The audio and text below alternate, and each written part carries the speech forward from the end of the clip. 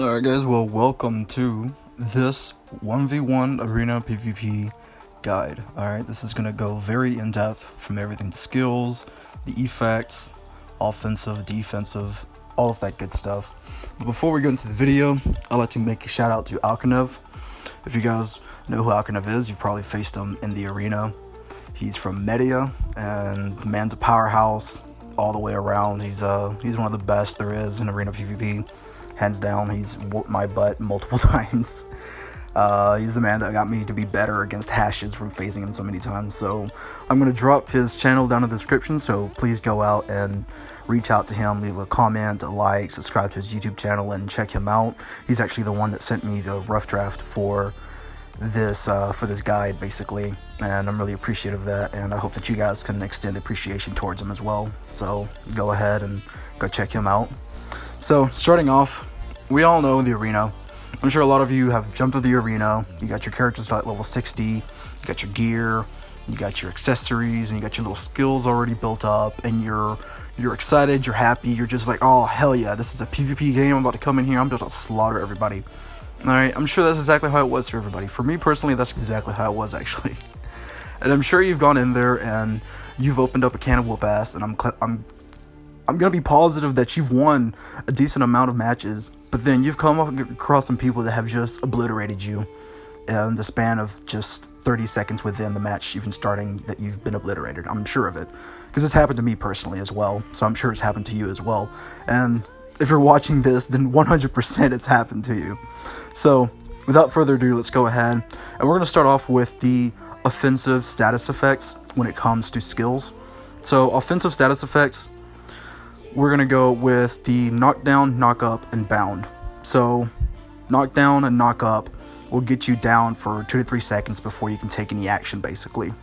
Now you can evade or counter the attack with a skill after the status effect passes, but it all depends on who you're going up against. So an example, I've faced off against berserkers and they'll have me down, and normally since I play Nova, I'll try to get up with Karatem's charge or with my frenzied bishop, but before I can even connect those hits, they'll charge out of the way, and my Karatem's charge will hit them, but it won't do anything because they got the super armor. We're going to go into the defensive super armor status effects here in a minute, but this is just an example of how you want to be very, very cautious depending on who your opponent is. And there's also classes that have the back rolls and stuff like that. So whenever you're going up against a very experienced player in arena, they will do things like this. When they have you down, they'll just rush out of the way, they'll back roll, and then they'll come back into a combo after you just hit your combo to counter you. So you want to be careful, but as you experience and you practice throughout the arena, you're going to learn and pick these things up. So that's knockdown, knock up, and bound.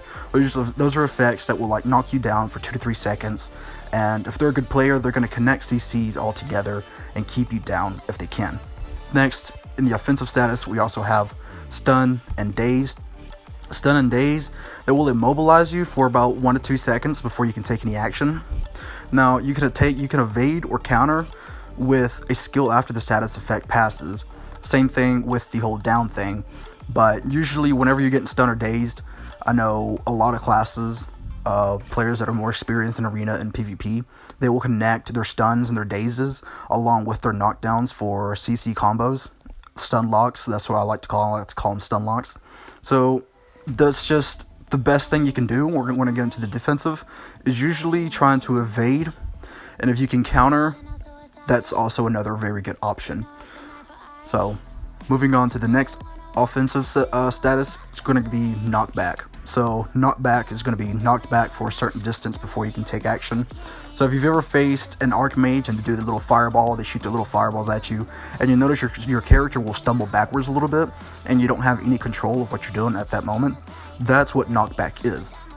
Now you can evade or counter the attack with a skill after the status effect passes as well, just like stun and daze and knockdown, knock up, and bound are. So now we're going to go into the defensive status effects.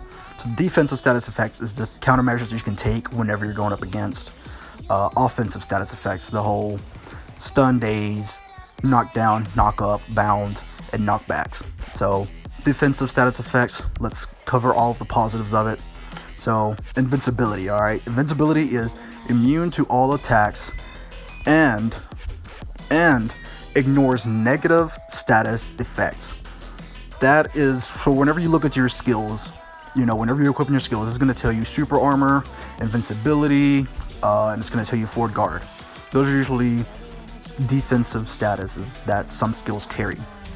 Some skills, some classes that I know have this invincibility skill status effect is Raven. Raven has insane invincibility. If you've ever faced a Raven in Arena, you will notice how she's immune to your attacks and she's immune to your status effects. So if you try to stun her, freeze her, knock her down, if you try to do anything to her while she uses that one skill that has invincibility, it's not going to connect at all. It's not going to deal any damage. She's going to be completely immune to all the negative effects, and you're just going to be out of hope, and you're going to waste your skills, and she's going to come back up and knock you flat on your ass. That's just the way it is.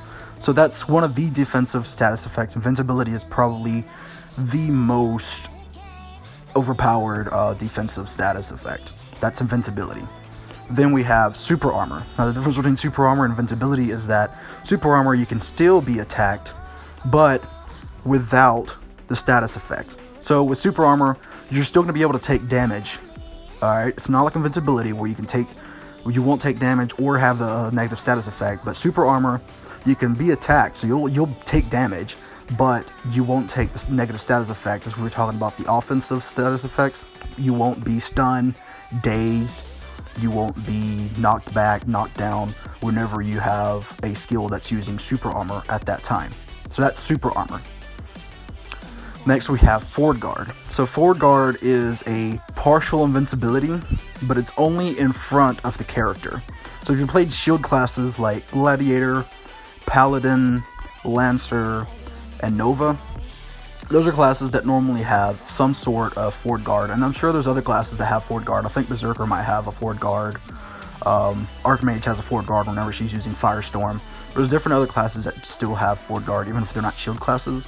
But the ones that I can think of at the top of my head that are just prone to have forward guard or shield classes. Me personally playing Nova, I know how to basically abuse her forward guard. Since forward guard is partial invincibility, you wouldn't want to rush characters that use forward guard like that, because you're just going to stop flat right within their shield unless you have some skill like Hash has, Eye of the Storm, which jumps over the forward guard and breaks through their shield. So forward guard, I'm going to repeat it to you again, partial invincibility, but it's only in front of the character. It's basically just a forward shield in front of the character that gives it invincibility. Now if you remember invincibility again, invincibility is immune to all attacks and ignoring negative status effects. Alright, so we're going to get a little technical with these defensive status effects. Some or most of the skills on certain characters have some of these status effects, and it's important for you to learn which ones do and don't apply in the arena. Every character is different. Alright, every character is completely different. Not every character has invincibility like Raven. Not every character has forward guard like Nova. Not every character has super armor. Actually, no, I take that back. I think every character has at least one or two skills that have super armor on them now. But what this game fails to tell you is that most of these characters can extend these defensive status effects for a short / long period of time after the animation of the skill has ended. So classes like this, or like Void Knight, if you use, crap, man, Void Knight's my main ult, and I forgot the name of it. But it's a skill where there's one of her skills that after she uses it for a split second, she has one of these immunity, invincibility type super armor skills after using it. But sometimes they'll tweak around with the classes, like we got the most recent update. They reworked Titan and Windwalker, and Nova got buffed, and some other classes got tweaked around. But classes that do have some of these, like after the animation effect, are Nova, Void Knight, Phantasma, Berserker, Hashashin, and Raven. These are just a few, and I'm sure there are more classes. I believe Titan has it as well, now that Titan has been reworked. I've faced off some Titans, and my mind has been blown at whenever I would normally go in and hit them, and I'll be able to get them into a negative status effect with my offensive, but they would be able to just ignore it completely and then grab my ass and throw me around like it's Hulk smash. But those are a few of the classes that have that unique, that unique defensive status. Alright, So next very, very, very important thing in arena PvP, and just PvP in general, wherever you're at. Spacing and evasion. Alright, spacing and evasion. Evasion is grants immunity from damage and status effects. So whenever you look into your skill wheel and you see that little circle thing, that little half circle thing at the very bottom of your screen, if you can see right there, that is your dodge. That's your evasion. You use your dodge to be able to create gaps between your enemies, to be able to dodge things, or you can use it offensively to charge in, get into a position where you can get through. If it's a opponent that has forward guard, you want to like dodge to the side and like break in real quick somehow. But the thing with dodges, you only have 4 of them and they cool down over time. So you don't want to go and use every single one of your dodges in one place. And I know I've made the mistake of doing that sometimes, especially against Hash. Hash are super mobile, so I'm always trying to run around and find some way to maneuver around them. And I've found that sometimes whenever I end up losing the match, it's 100% of the time because I look at my evasion bar, my dodge, and my dodge meter is completely empty. If your dodge meter goes to empty, it's going to start going red towards the very end of it. That just means that your dodge meter is completely empty.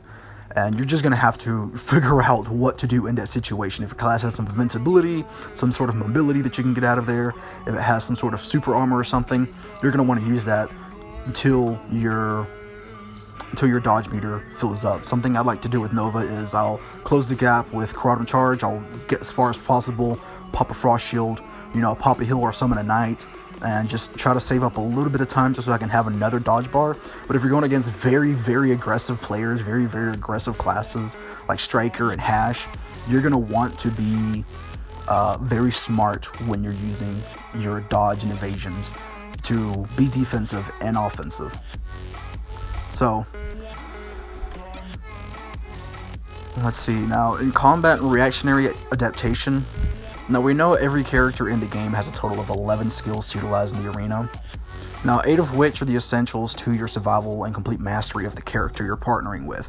Now I know each of you have looked at your skills, and some of you might have gone to some like a Smithy video or something. You might have looked it up online and got like a skill build or something like that. Or you might have checked out my video for Nova. Yeah, go check that out. And you've gotten a skill build for PvP, and you're testing things out. Now every class has 11 skills to utilize, and 8 of which are essential to your survival and complete mastery of the character you're partnering with. Now, it's a recommendation that you also play the classes you found to have the most trouble with.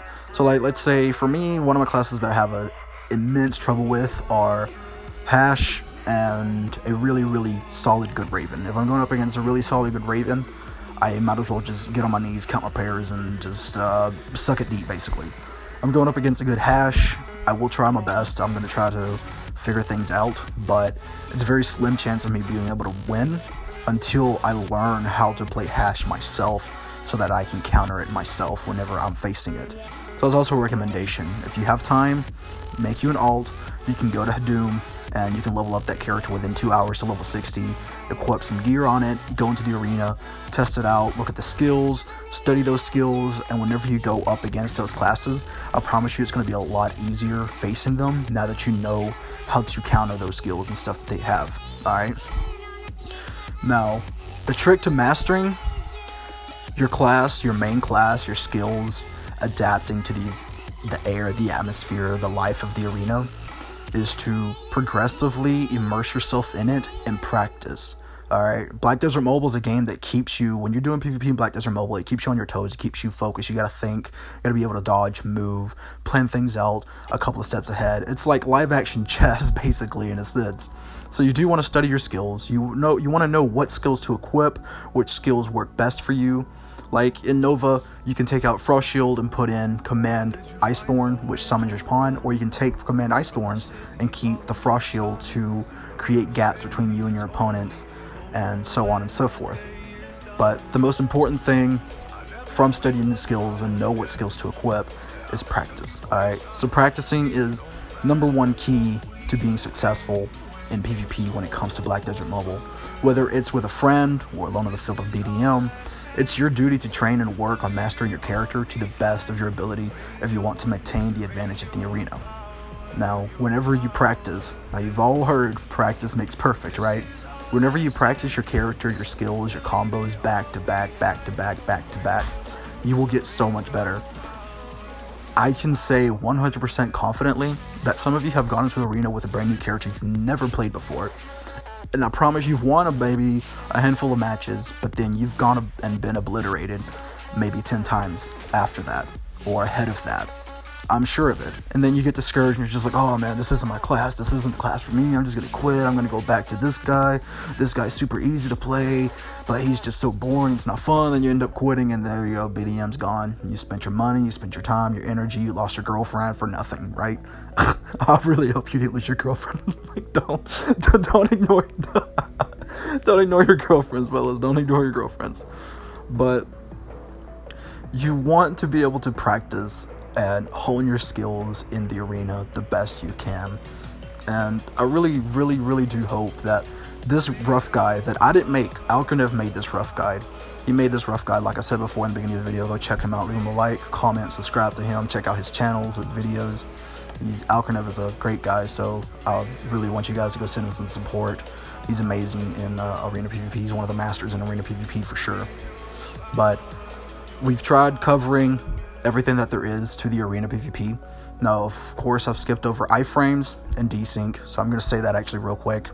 Iframes is basically, it can be basically what your, sort of like latency, desync, iframe, basically on what your game's running, it's what your game's running, your internet, your ping, stuff like that. So desync can be due to your server. So I'm in server Kai. Kai is the biggest server in America, so desync is really, really bad in that server. Sometimes around certain times it gets really, really bad, really laggy, so it makes PvP and arena just a nightmare sometimes.